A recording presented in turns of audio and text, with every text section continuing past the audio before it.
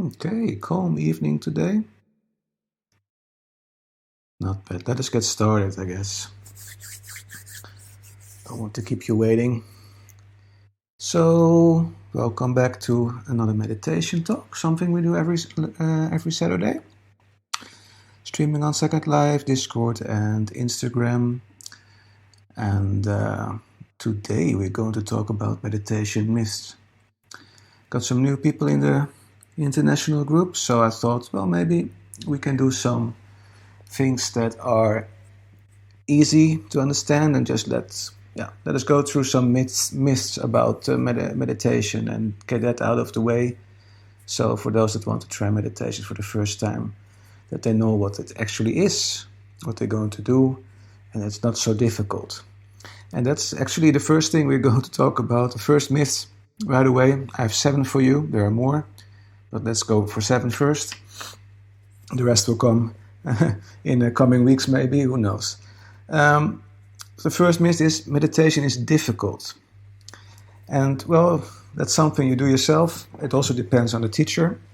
I can be pretty difficult, but yeah, well, what happens is that you can make yourself very difficult. And the perfect example is a small story from a scientist back in the days when scientists first began to study meditation. And they did that by measuring brain waves. They had these electrodes on their heads, and they were measuring brainwave activity. Because it was said that when they tested this on people that meditate, that the brain waves went from a beta pattern to an alpha pattern. So these scientists wanted to try that themselves. Can be that hard, they thought, so they put on those electrodes on their head, and they began to measure their own brain waves. And one scientist tried so hard to get into meditation. I think I wasn't there, of course. It was before I got born, but we probably could hear him meditate. Really, it was like pressuring himself to meditate, and he never got into that alpha brainwave state. And until the point he gave up. He relaxed, and the moment he gave up, just surrendered and thought, okay, I don't care anymore. His brainwaves dipped into alpha. So, if you have a good teacher that can guide you into meditation, so you know in the start how that goes, you know how it feels, also you know about the other myths that we're going to debunk. Hi Mark, are you on Instagram now as well? Awesome. But yeah, so meditation isn't difficult. Oh, let me try to fix that.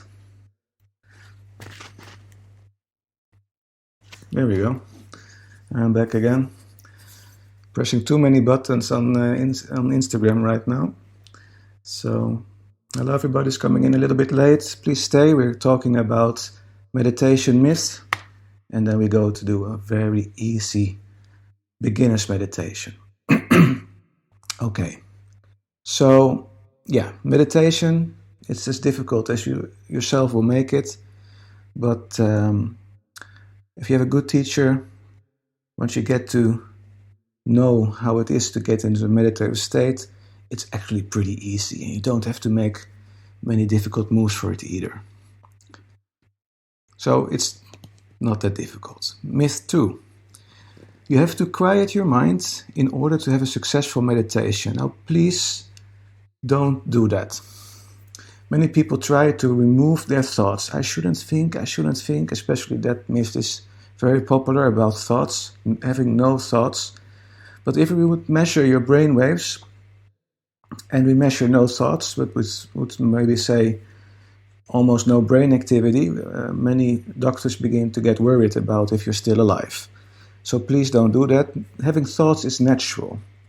So the thing is with meditation is not quiet your mind or remove your thoughts, but give them a place. It's the way you react on your thoughts, how you organize your mind, basically. I always say meditation is like brushing your teeth. You brush your teeth every day. You can also meditate every day. And I'll say it is brushing your mind. You're making order out of chaos, especially chaotic thoughts all over the place, your mind wandering off all the time. Get some order there. So it's not about quieting the mind, it's about how you react to thoughts. And the mind quiets down. It doesn't get completely quiet, but it quiets down. It gets slower. What we will try to do in a moment is to find those gaps between thoughts, because that's what we actually mean by quieting the mind. Finding those gaps between thoughts, become aware of those gaps. That's when we kind of, you can say, quiet your mind. So, but don't think about stopping, don't thinking. Don't do that. Myth number 3, it takes years of dedicated practice to receive any benefits from meditation. Oh, that's just simply not true. As we do every Monday with the heart-brain coherence meditation, I mean, it's just the technique we do. It already has a tremendous effect on your immune system. Like I often say, this heart-brain coherence meditation gives you an immune system boost for up to 6 hours. So, and then for many people that it already comes after the first practice. For some it takes a couple of times more, but absolutely not years. So, yeah.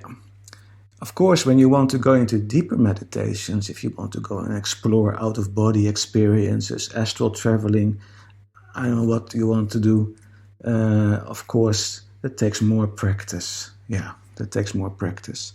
And also transformational meditation, what I teach, where you want to change something in your life. Depending on what you want to change or manifest, some people use years to succeed, but it's all training. Other people, especially when they do this in large groups, go much more quicker. So, but normal mindfulness meditation, absolutely, and heart-brain coherence technique we do every Monday, those are pretty easy and give direct results. Even, I will say it in the meditation soon as well, I will ask you to just breathe a little slower and a little deeper than you normally would do. Just by doing that already, it already calms down your nervous system and your body gets a sensation as if it is in a quiet or a safe place. So please, myth 3, totally debunked, doesn't take years. Everybody can do this. But of course, depending on where you want to go. Another one I think is very, very good one, and it can go both ways. Meditation is escapism. You want to escape from reality. You don't want to be in what is going around you. And especially when people say you want to escape reality, I find it a little bit funny thing, because when you do this for a while, meditation, you notice and you learn also that it's you that's creating reality, actually. And many people that are escapists, that want to escape, they actually keep themselves busy with the outer world so much so they don't have to interact with their own feelings and emotions. They try to be occupied all the time, such in a way that they don't want to sit down and relax.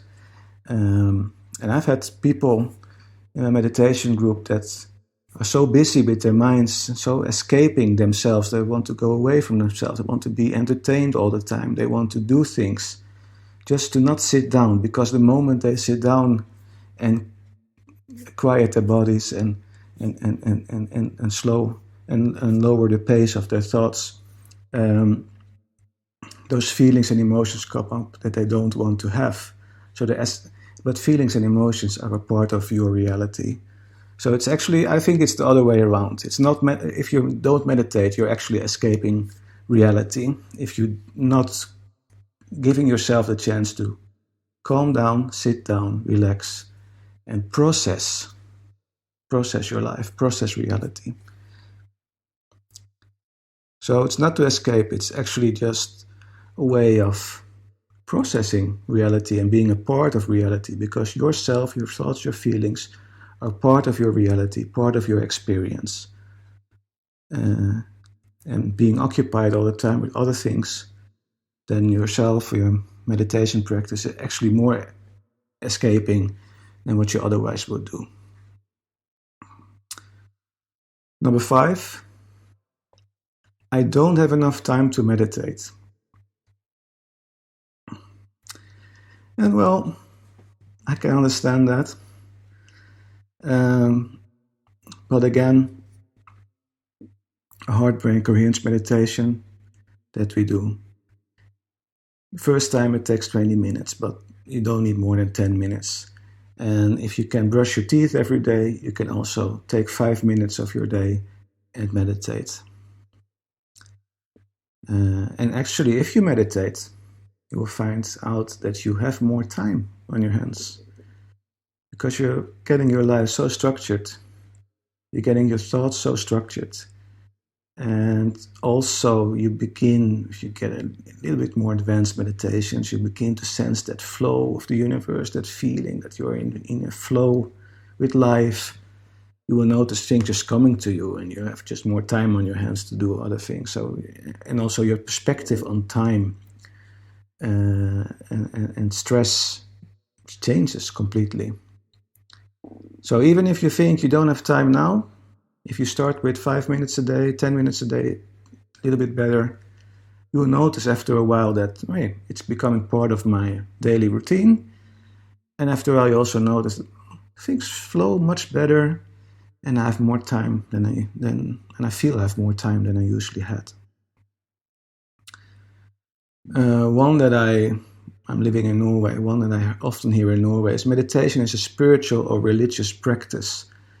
Many people link meditation up to Buddhism, which they think already is a religion, but it's more philosophy, but okay. That's logical, but also other religious practices. And it's true, though, that meditation has been a part of, for example, Christianity, or in the early days of Christianity. Chanting, mantras, all those things, they were part of Christianity in the early days. So, but it's true. You don't have to be religious or spiritual or to do meditation. The HeartMed Institute I'm associated with, they teach these meditation techniques to people at offices. They are atheists, and it doesn't matter. They teach it to children at school, the teachers, students, athletes, everybody that has to perform under stress. They teach those techniques, so everybody can meditate. You don't have to be a religious or spiritual person. What does happen, what I have experienced, because I'm with a science background, medical science background, and not particularly religious, but when you meditate for a few years and explore that realm, try different techniques, get deeper and deeper into it, at one point you will experience spiritual experiences that you can call spiritual. And for me, it was completely natural. I was never in that realm before, but because of meditation, you get to know it better, and you get to know it in a way that it isn't any magic or spooky or strange. It becomes a natural part of you. But of course, if you don't want to go that way, if you say, "Ooh, I don't want to go to the spiritual, religious things," okay, just meditate. Don't worry. It's not something, if you don't want to, if you're not going to explore it any further, just for stress management, for example, or for your health in general, just do that. You don't have to go any spiritual or religious route, not at all. Number 7, a very good one. I started with it when I started meditation, but I was always thinking I'm supposed to have some kind of experience when I'm meditating. Many people that come on Discord, for example, they are young adults, and they have this view often that, do I feel something? Do I feel something? Am I meditating now? I have to feel something. And many of them, I think, and I've experienced it myself as well, are just making up things. Oh, yeah, I saw this, I saw that. It's okay, doesn't matter. But you don't have to experience anything. You don't have to have visions or anything like that. That can come naturally. And especially when you set those expectations, it becomes much harder and much more difficult to meditate. So those experiences, transcendental experiences, they come all by themselves. Just don't have any expectations. They come all by themselves, those transcendental experiences, if you want them. But if you're going into meditation and thinking, I need to experience something, I want to feel how it is to be out of body, for example, or I need to see spirits, guides, or something like that. That's all okay. But the moment you set that expectations, you make it very, very hard for yourself. So you don't have to have those experiences. I had years when I just was meditating, and my body fell asleep, but I was awake, but that's the only thing. No visions, nothing. But that's okay. My teacher said, no problem. You still have the benefits. And it's not something we are especially looking for. Though I do have meditations about contacting your spirit guide, for example. But those are guided meditations where I kind of induce those visions and imagery, so you have an experience. And therefore many people like guided meditations, because the guided meditations lead you into an hypnosis where you can experience things, and often you have good music there. It also adds to feelings. So absolutely, but if you meditate on your own quiet space, doesn't matter. It doesn't have to be. So those were the 7 meditation myths about meditation. There are of course more, but I want to know those. I want you to know those at least, especially when you get started. I was thinking about just doing a freestyle meditation, which means I'll just make things up as we go, but I will keep it very, very simple, very, very easy, just for the beginner. But also if you have meditated for a long time, it's nice to get back to basics, isn't it? Just to feel how that was again. And maybe you forgot some things as well. You're so focused on deep meditation. It's nice to do a little easy one, just for the fun of it. It's just as effective. And I will explain a little bit what we do as well, because I think that's important when we meditate. I think it's important that you know what is happening, that you know what the meaning behind certain things is. So please find a comfortable position. Make sure you have good enough support. Those on Second Life, turn on the music if you want to. And for those that are on Instagram and on Discord, you have to do it without music for now. And right after this session, you will get a chance to download the recording, including some music as well. Just so you can do it one more time. Okay.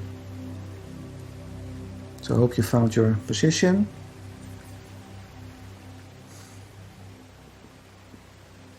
And like always, when we have heard some things and we are thinking about things, I just want to get us centered first. And we can do that by closing our eyes. Take a nice deep inhale. And exhale, relax. Feel yourself getting centered. Lower your shoulders. Loosen your jaw. Take a nice deep inhale again. And exhale and relax. One more time. Good, nice deep inhale. And exhale, relax your muscles. Okay, very good. Now breathe normally.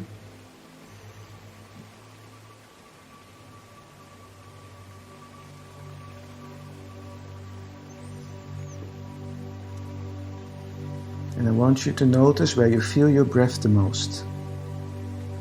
This could be your nostrils, the back of your throat, your chest or your tummy. Just notice where you feel your breath the most.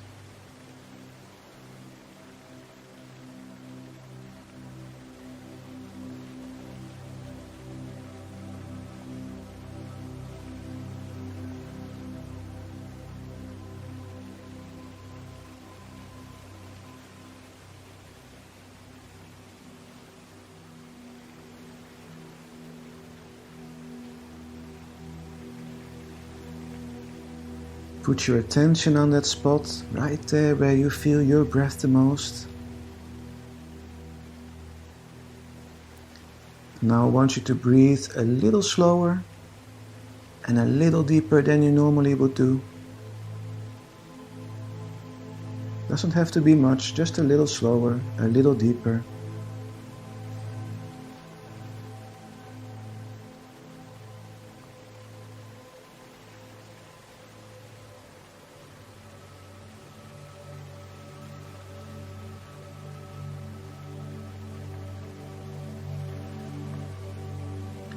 And as you breathe a little slower and a little deeper, this already signals your body that it is in a safe place.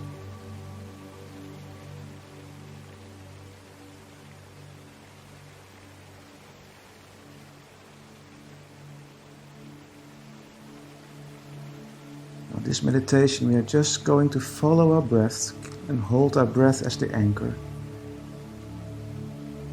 So just follow your breath as it goes in and out, in and out. So like I said, we keep our breath as an anchor. So we have something to get back to every time we notice our minds are wandering off, our thoughts are all over the place, because that will happen.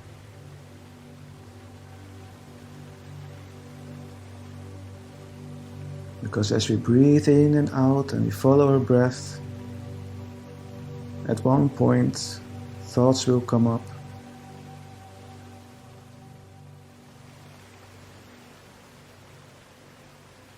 The practice is to observe those thoughts. So any thought coming in, don't analyze it.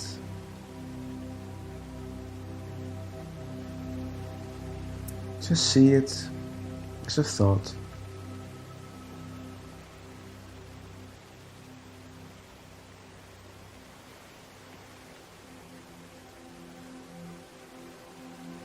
And notice how thoughts come and go.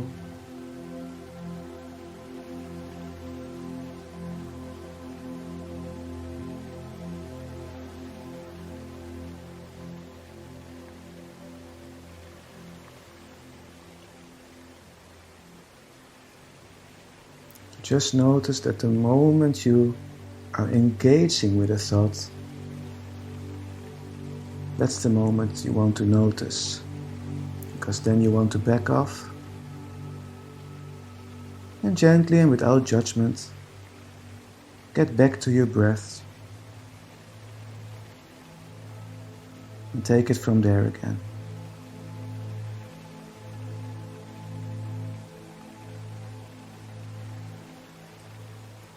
If you find it difficult to not engage with your thoughts, there's a little trick you can do. Every thought that comes in, to help you observe it, you just give it a label. So when you think about your cat, you give it a label, cat or animal, pet, whatever you want, whatever comes up first. And that helps you just to label it, and it helps you to let that thought go by Get back to the breath. Follow your breath. Oh, new thought coming in. If you want to label it, label it. Let it go. Then you notice that you are just being there. That you just be.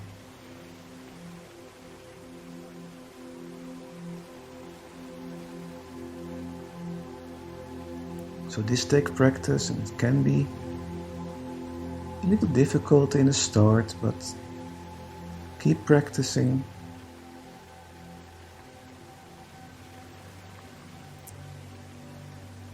Just in the background, hold that anchor, hold that breath, that focus on your breath.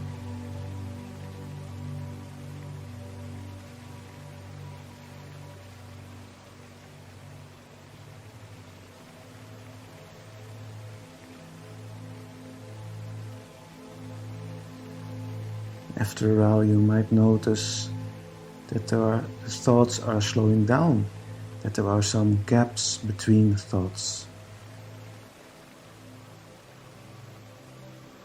That's when we call quieting the mind. And the gaps between thoughts become bigger and bigger.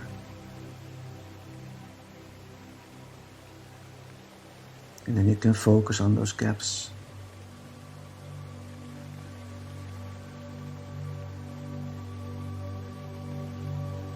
All the time, as well focusing on your breath.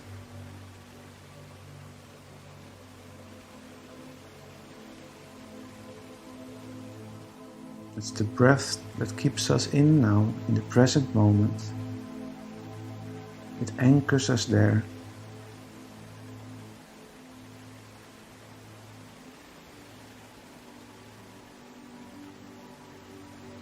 You can hold on to it as thoughts, feelings come and go.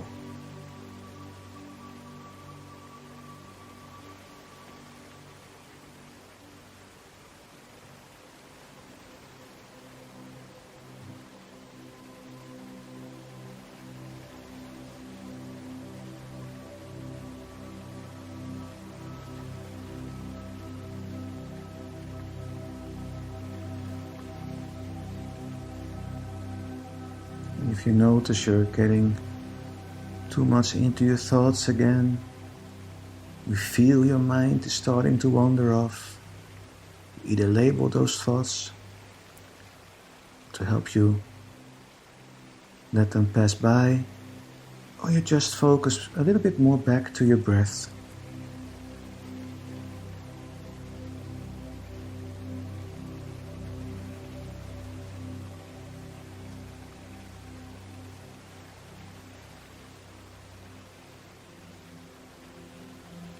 I'm going to be quiet for a minute, just so you can practice on your own.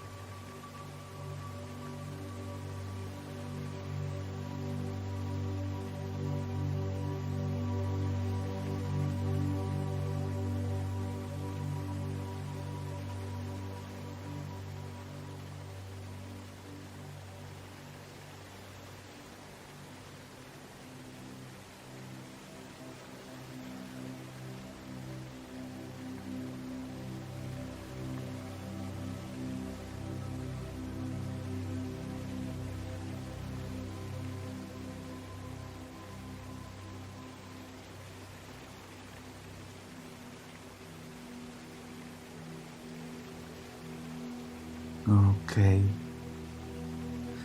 Very good. Let's slowly get back. Notice the room you are in.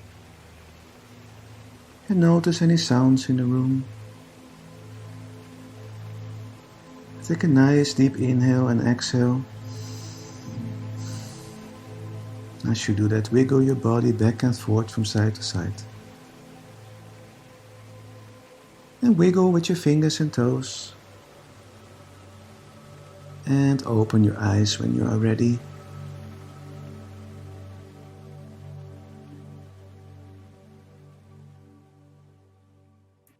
You can type back in the chat when you are back. You can write how you think that went. Welcome back, Silas. Welcome back, Bruce. Welcome back, Dawn. Welcome back, those on Instagram and on Second Life. Discord. Awesome. Yeah, this was a very, very basic meditation.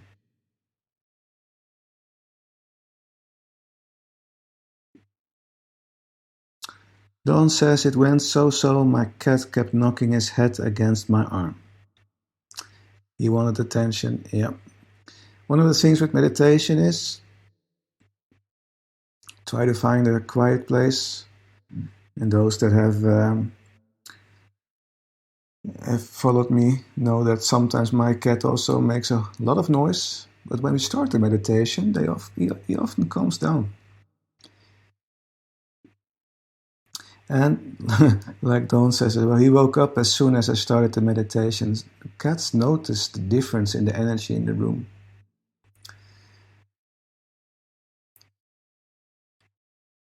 So if they are sleeping and something changes, they now and then wake up. Sometimes they look around and just go back to sleep again. Other times they want to find out what's going on.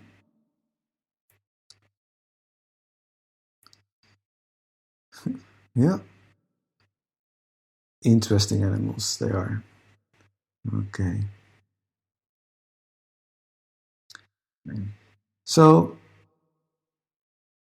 this is just a very nice way of starting meditation practice. And this isn't difficult. You might experience it as difficult, but again, it doesn't matter. If you all the time notice your thoughts wandering off, it's actually a good thing. I mean, every time you notice it, it's another point, I would say, another score. It's when you meditate and after 15 minutes you notice you are not meditating, but you are thinking about your shopping list and what you put on to a birthday, and you are just going on and on and on and on with that.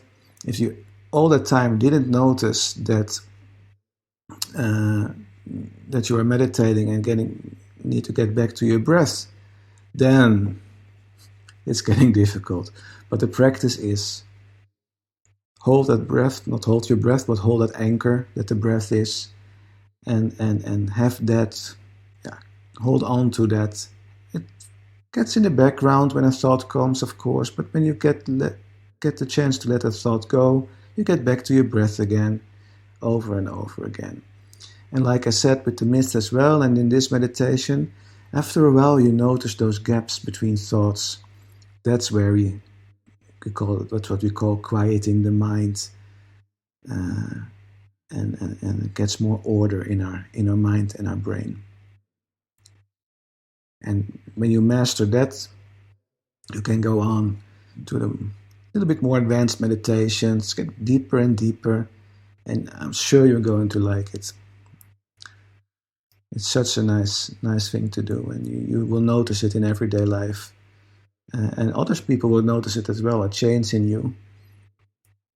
So, awesome. Okay, I hope you enjoyed this session. Thank you so much, everyone. We're back again on Monday. Thank you, Bruce. And Monday, 1 hour earlier than we start today, for the Heart Brain Coherence meditation. Back to normal again. Okay. Namaste, everyone. Take care. Have a good weekend.